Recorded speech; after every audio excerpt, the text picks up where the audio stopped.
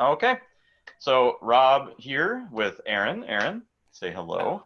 I am one of the career advisors at Malcolm X College in the Career Center, if you don't know me already. So we're going to go through a phlebotomy job search session. We're going to go through a few of the positions that Aaron has identified and kind of just talk about what each one of the roles is looking for and how you might, be able to apply to it. So I'm going to go and I'm going to share my screen so that we can take a look at that flyer now. So here's what everybody got sent out. Aaron, can you see the flyer? There it comes. Yep. Okay. So these roles that we've looked at, you'll see that there's employers that when we click into it, they frequently post positions. So not only take a look at this role, but also just periodically bookmark this page and go back and check it, I would suggest a weekly basis to see what new has popped up.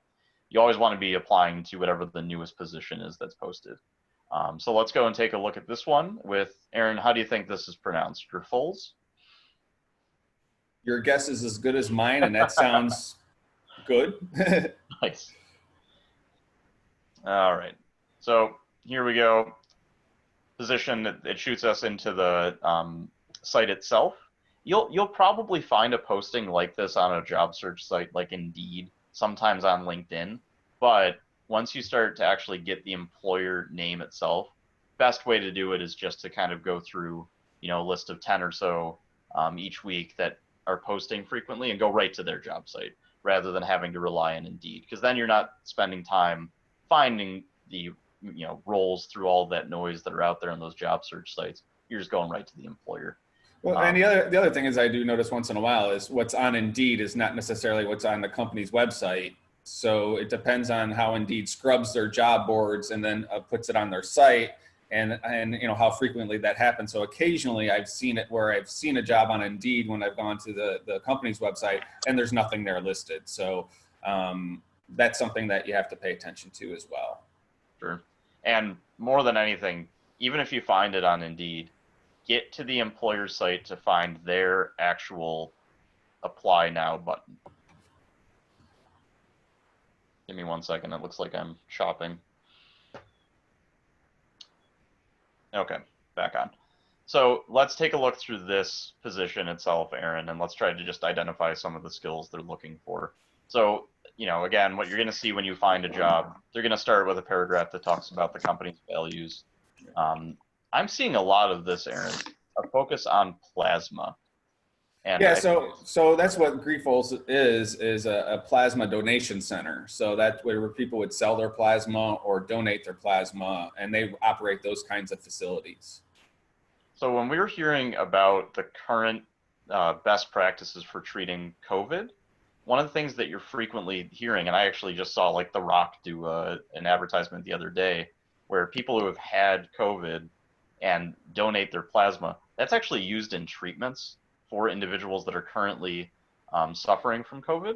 So it's just an interesting concept that I think we're going to see a lot more jobs available that are focused on the plasma part of it, because that is increasingly needed now. So when you're doing your job search and you're looking for like how to find jobs, plasma might be a really good vocab word to toss into your search.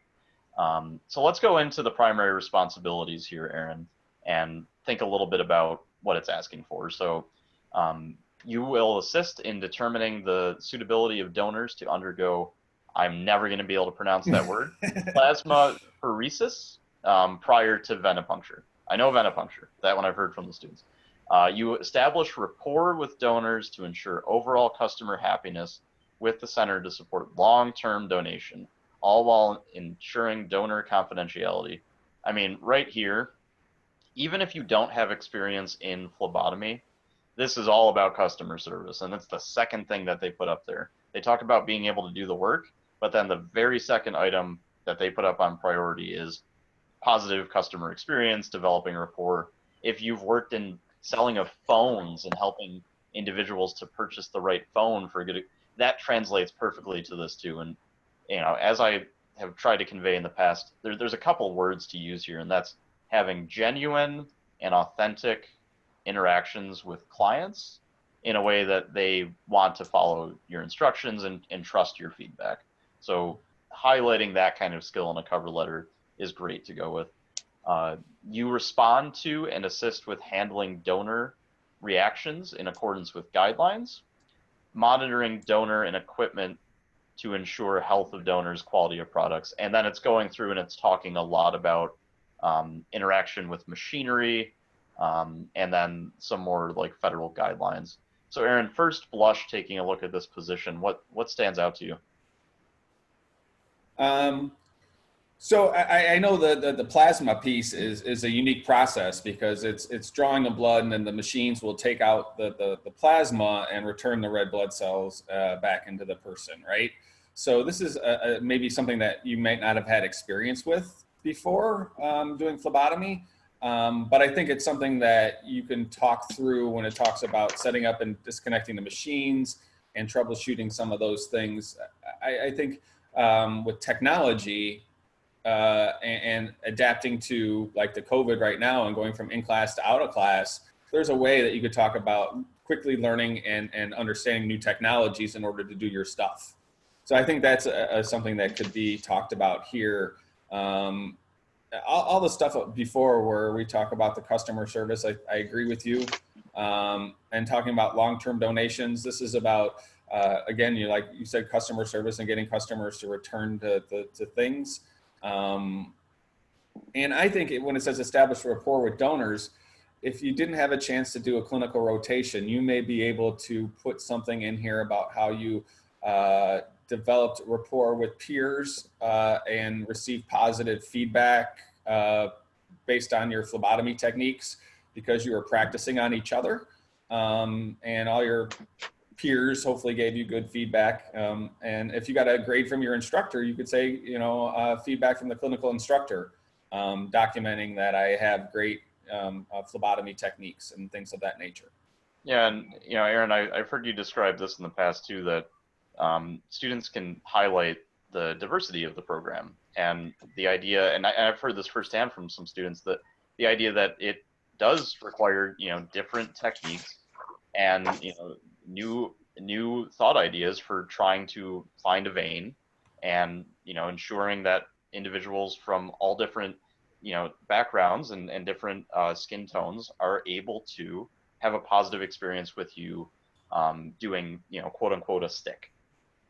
Yeah. Okay. Because I think a lot of the times when the students that I've worked with, there's stuff about confidentiality. So we identify HIPAA and patient privacy. It talks about maintaining a sanitary environment and biohazard waste protocols and infection control. These are skills that, I know a lot of the students that I've worked with, we've built those things into their resumes to highlight that they've experienced those things while going through this program and practicing on each other or in a clinical setting if you had a chance to get to one of those before everything closed up. Yeah. And Aaron, you mentioned the online learning environment, and I'll just go to the bottom part here, which is the learning and maintaining familiarity and compliance with these items. You've got all of this alphabet soup here: OSHA, CLIA, GMP.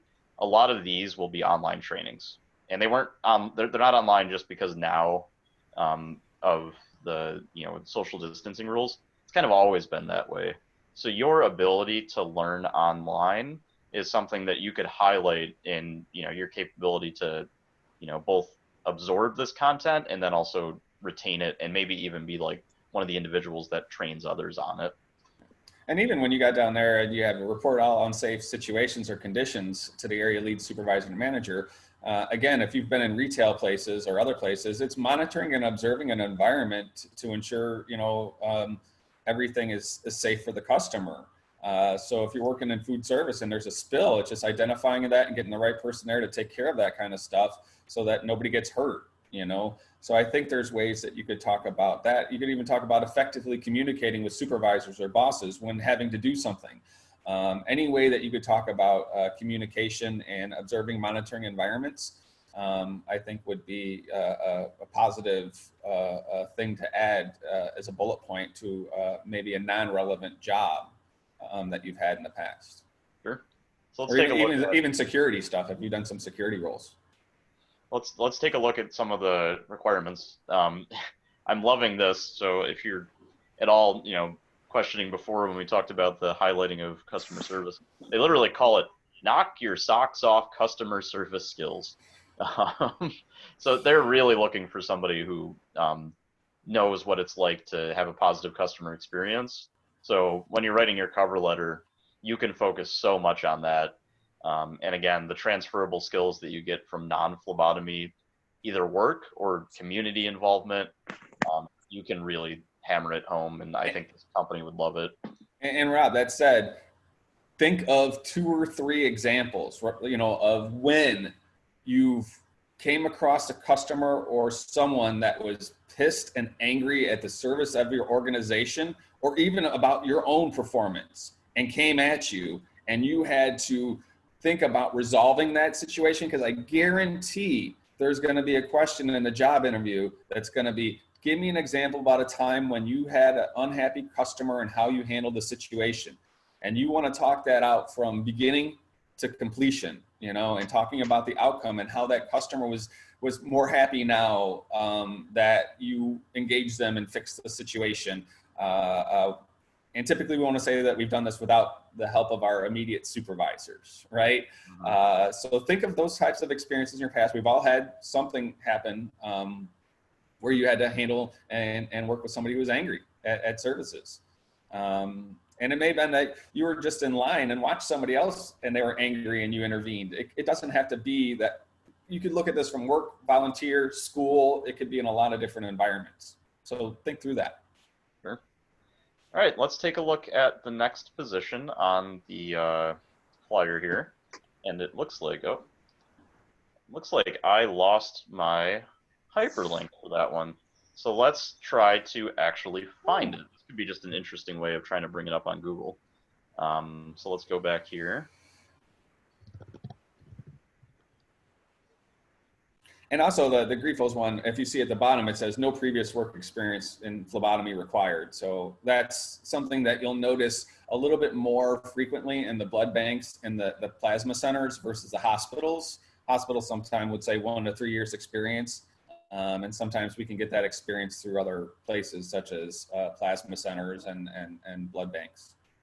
So let's go to this Takeda. Let's go to the actual job site. So this one's takedajobs.com. I think we can find it this way. So what we were looking for was plasma, and then let's just do center phlebotomist.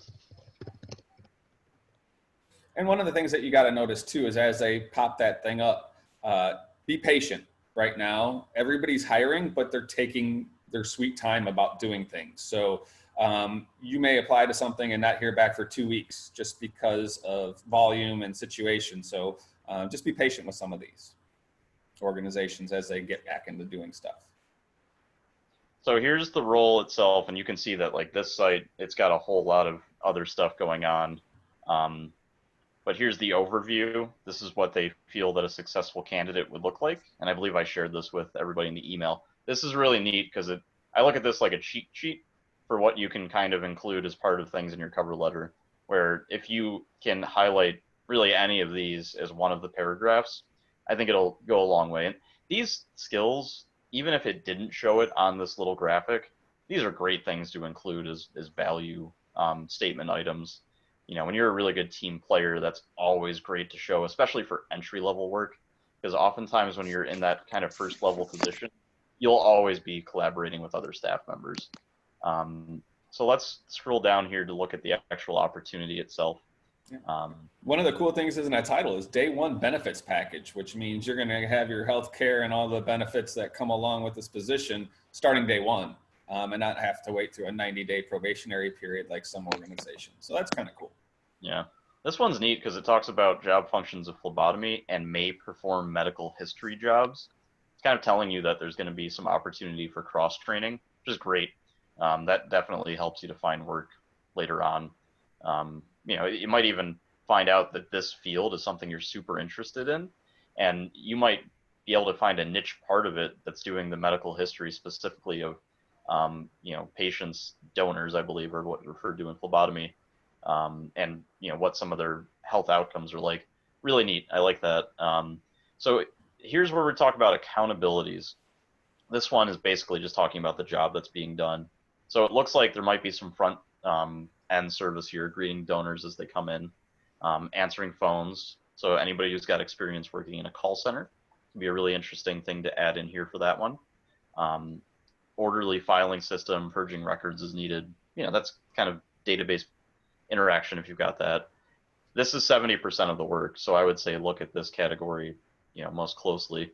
This word is going to keep coming up apparently, so it's a very common word in the profession. And it's being able to operate with that machinery. So let's talk about that. Let's say, Rob, right now, somebody has no experience using that machine at all, right? Because as going through the phlebotomy training, we learned to do all the sticks, but we haven't learned this machine. How would you suggest someone come from an angle and say, even though I don't have this experience, I can learn it, or I want to learn it, or how would you suggest going about that? I think a great way to go is just referring to your ability to operate any type of electronic equipment. So many of these equipments it's all about being able to quickly Google a YouTube video that shows you how to use it correctly, going to the manufacturer's site and watching some of the SOPs that they have listed on there. And I think that goes to show your flexibility to learn too. So for these students that have recently gone through an online program and have accessed a lot of content online, you can highlight that like crazy to show that that's one of your positives. Is not just can you learn how to use this machine, but you can quickly learn any new equipment that they bring on site. So you're somebody that can constantly, grow with the organization as they're looking to up their technology. And I think that you're right. And I think that's something that I would highlight in any kind of job interview. If I had it, it's like how eager and ambitious you are to learn all the things that you need to learn to be successful in this role. And that is something that you can't wait to get your hands on that technology to learn it. That kind of angle would be something that I would want to express either in the cover letter a little bit, maybe, but definitely in the job interview. So real quick, an alphabet soup thing. Aaron, describe what an SOP means. Troubleshooting for standard operating procedure. So what this means is troubleshooting any nuance or anything from that equipment that is outside of what it normally would do, right? But an SOP is typically something, from what I've seen in the past too, like somebody has very specific instructions on how to make this work the way they want it to. And following, the step-by-step guide, to the T, and an organization that understands that you can follow instructions clearly. To me, that's kind of what when they refer to an SOP, they want to see. Yeah. So I think like a bullet point in one of your jobs could be train, if you had a chance to train other employees, is train new employees on the policies and procedures of this role. Or if you were a kind of assistant manager or a manager roles, you could talk about that if you had to train other people. Because in order for you to train others, you had to know the policies and procedures of that organization.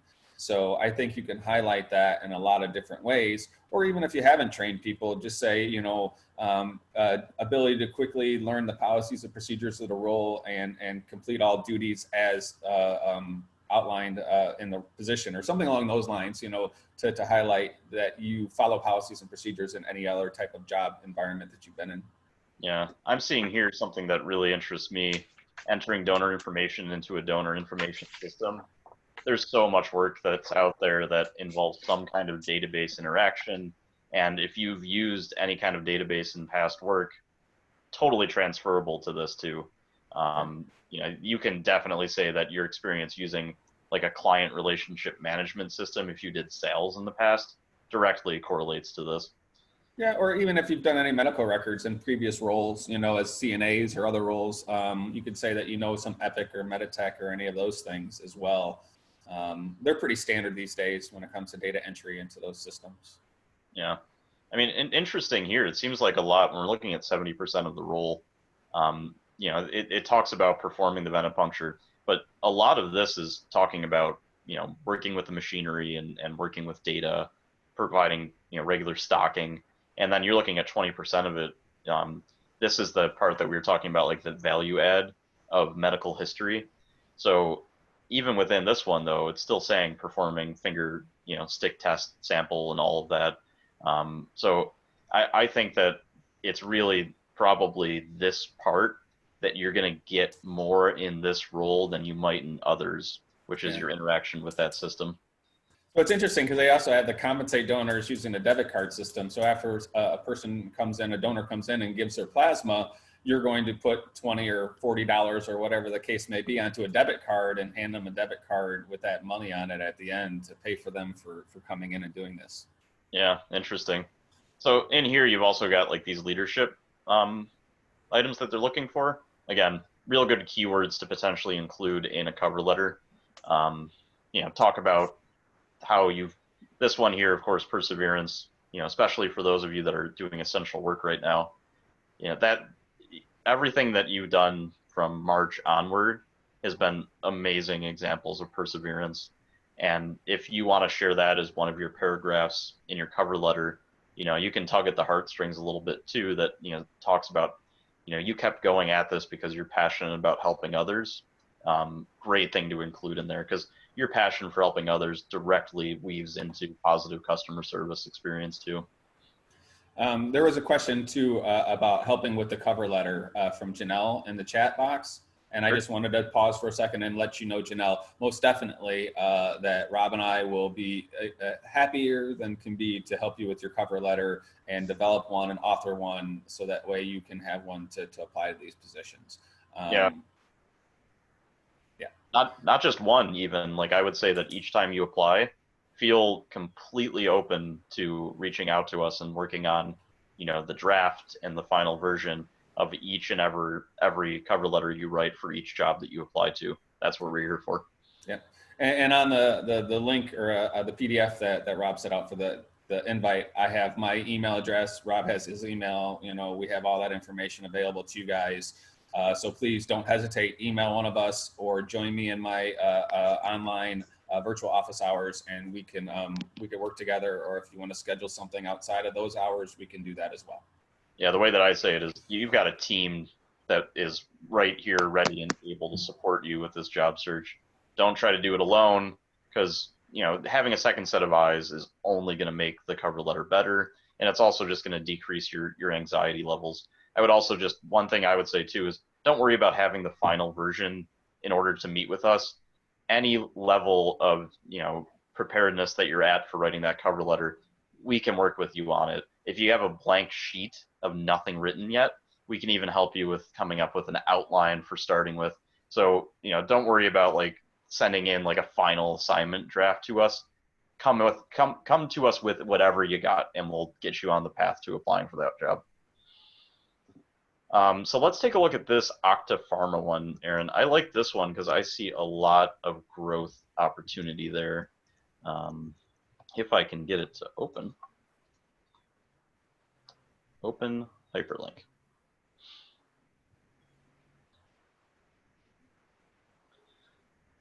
So here's just a role that's just phlebotomist. It sees a lot of the detail that we looked at before. Here's an interesting thing that I like any organization that refers to us.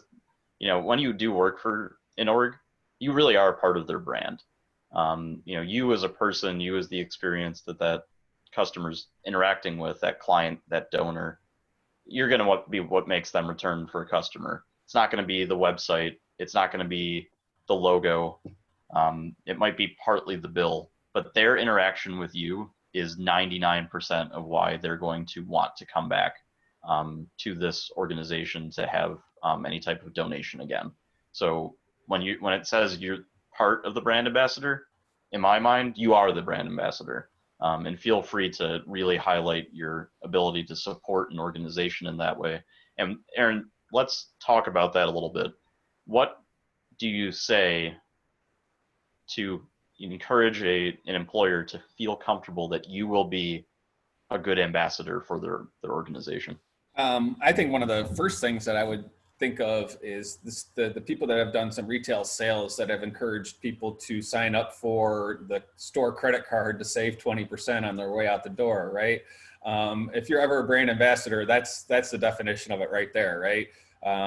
So if you've been a retail cashier, I know that you've had some experience and exposure to increasing the brand by encouraging people to sign up for those store credit cards. Yeah, this one here, just to take a look at, ability to work days, evening, weekends, holiday extended shifts. This one might be one of those that's looking to kind of be a little bit more flexible with your schedule. That said, when you go and you do the interview, you might find out that the role itself that you're applying to is just evenings or it's just days. So don't not apply to one of these just because you're worried that you might not be able to work the evenings. If it's like one evening a month that ends up being what the role is, that might work into your schedule a little bit more than you think. So I would say don't be scared away from applying to this because of that.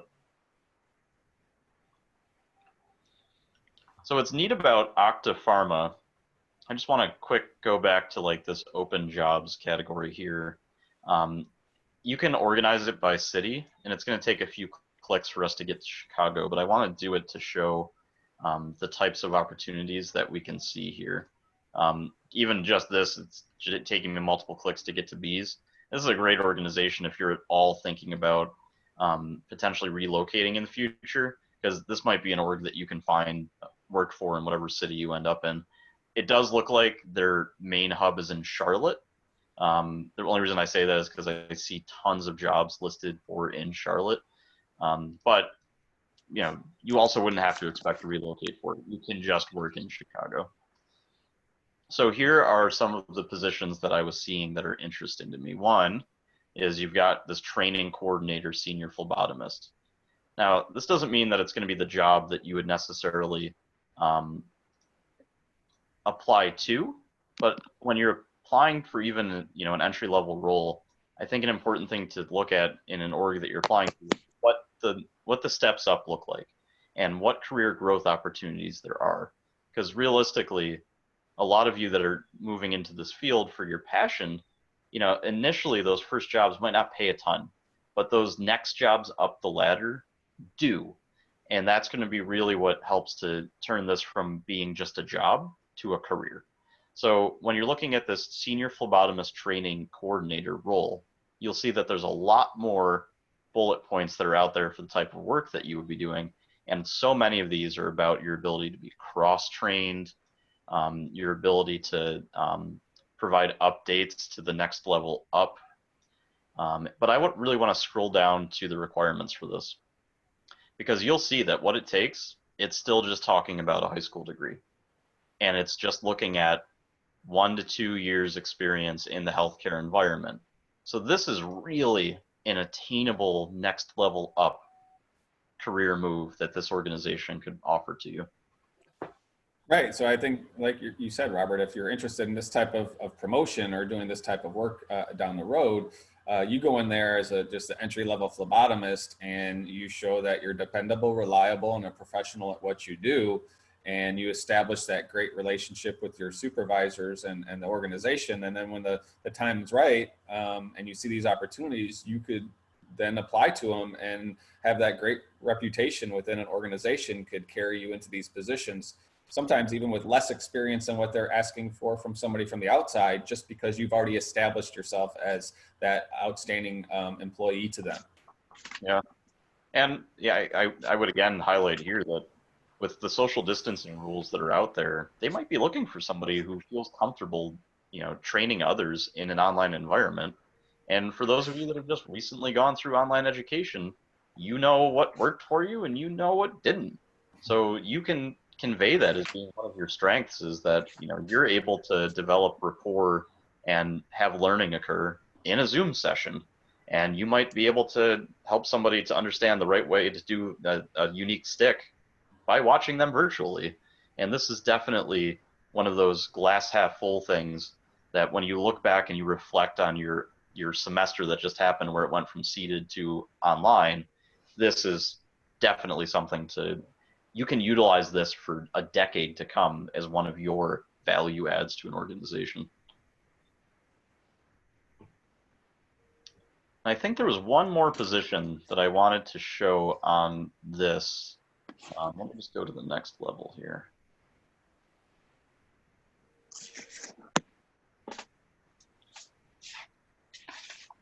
Let's move on to the next role. So this next one is with Advocate Healthcare. This is that part-time role that I was referring to earlier. So it's part-time night shift. Aaron, talk a little bit about working the night shift for those that haven't done it before. Well, the night shift, I've done many night shifts over my career. It's a great place to train and learn your stuff without having as much anxiety sometimes, because there may not be as many or the high volume as that you would expect or experience during a daytime shift. I found that supervisors have a little bit more time during those hours to work with you and to talk with you.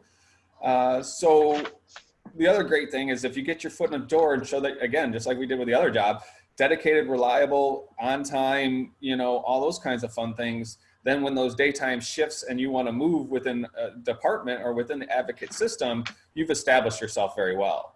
So yeah, I just wanted to also make sure that we talked about some of the, the advocate and the Rush and these types of organizations, and posted some of their positions too, because these are things that, and also just to show you, like, minimum of 1 to 2 years previous patient care delivery experience, where you didn't see that in some of the plasma centers. So you may see that if I'm applying for these jobs that I'm not getting hits and not getting that response.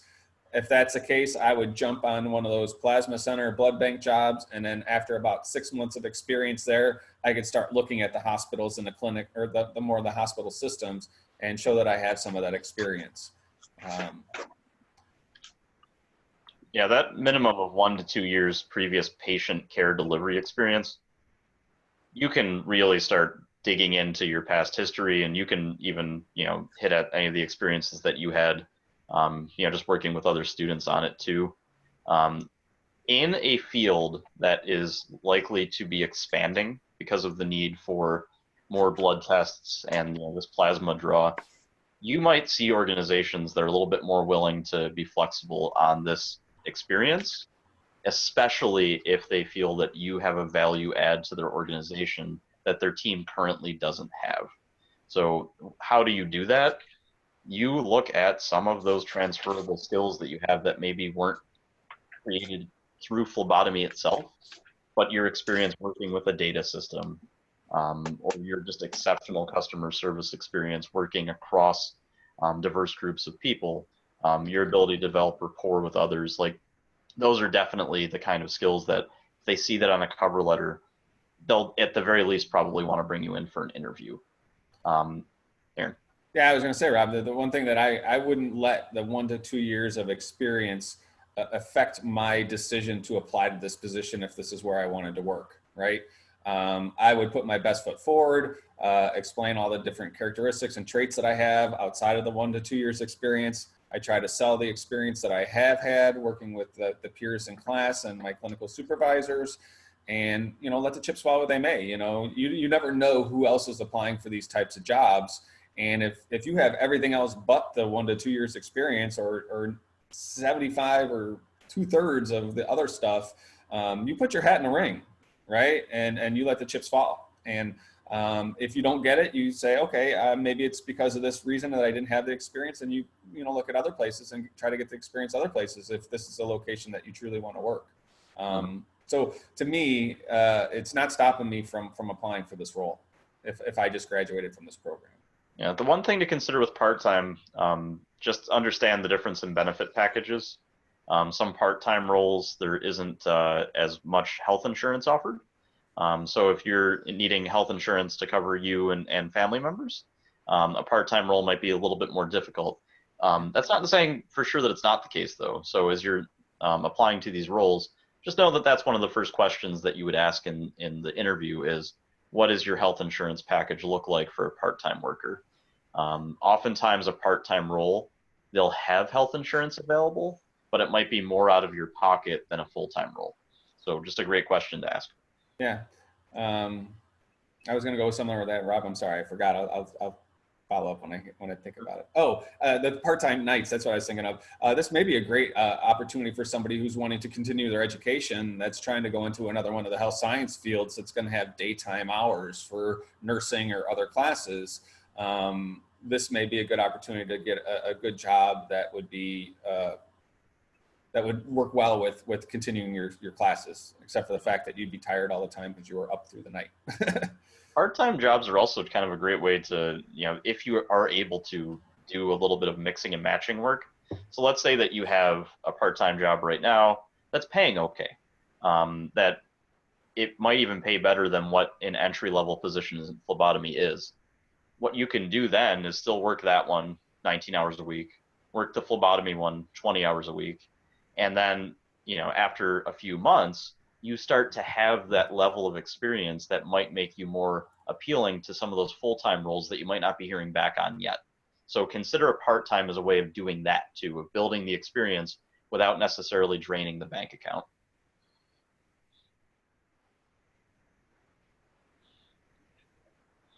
Any other thoughts on what we've looked at today, Aaron, or recommendations? No, I think for the most part, we're seeing a lot of obviously commonalities because they're all the same types of jobs. So I think that as you are thinking through your resume and cover letter, the resume is going to be pretty much standard throughout, and building the bullet points and what you want to say, I think is going to be pretty standard. Like I said, the cover letters based on some of these things and your own personal experiences, I think those are the things that you may want to do a little bit of thought and tweaking to each one of the positions to kind of highlight maybe something unique about you that you identify with when looking at these descriptions. As Rob put up the graphic with the Takeda, and to see those things about compassion and drive or what they had there. I think those are the things that, if I'm writing towards them and I know they're my audience, obviously those are the things that I'm going to touch on. But that's the process, is you find the common theme throughout, and those are the things you want to highlight and say, this is where I got those experiences. Yeah, and when you're applying to similar roles too, it kind of becomes easy because you get to do a little bit of like mixing and matching of previous cover letters that you'd already written. So then, your time spent on each cover letter starts to go down a little bit more. Yeah, you're right. Once you get one done or two kind of put together, any ones after that to apply for similar jobs will take just a little bit of tweaking. Yeah. But just like Rob said earlier, when you're doing that, don't hesitate to use Rob or myself or even tutoring, for Pete's sake, because just have somebody read it over with you, right? And make sure that your I's are dotted, T's crossed, and you're using good spelling, punctuation, and grammar, right? Because if you've looked at your thing 100 times and you start editing and mixing this one with that one, your eyes get tired of looking at the same document, and you may not pick up on one of those small little nuances that a fresh set of eyes will pick up on. So the last thing you want to do is apply for a job using a cover letter where you mention another company's name and it's not the company you're applying to. It happens, and it happens often. You'd be surprised. Maybe you wouldn't be surprised, but don't hesitate. Rob and I are available. Let's work on these things. Use us. That's what we're here for. For sure. So at this point, what I'm going to do is I'm just going to turn off the recording part, and we can just open it up to questions that are maybe a little bit more individualized if people are just a little bit more nervous about sharing it when it's being recorded. So give me about 2 seconds here just to do that. There we go. Yeah, don't mess with them on the phone.